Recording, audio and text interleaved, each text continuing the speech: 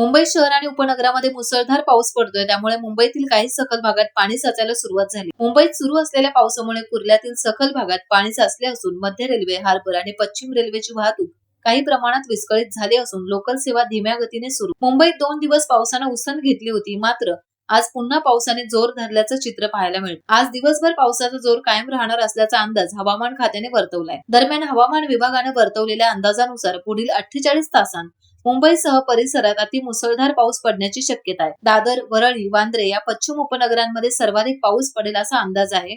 हवामान विभागाने दिलेल्या माहितीनुसार आज राज्यातील मुंबईसह ठाणे जिल्ह्यात, त्याचबरोबर कोकणातील रायगड आणि रत्नागिरी तसेच पश्चिम महाराष्ट्रातील पुणे आणि सातारा या 2 जिल्ह्यांना देखील पावसाचा ऑरेंज अलर्ट जारी करण्यात आलाय. तर नाशिकसह पालघर, सिंधुदुर्ग आणि कोल्हापूर या जिल्ह्यांना पावसाचा येलो अलर्ट जारी करण्यात आलाय. टाइम्स डिजिटलला लाईक करा, सबस्क्राईब करा, शेअर करा आणि बेल आयकॉन दाबायला विसरू नका. पाहत रहा टाइम्स डिजिटल.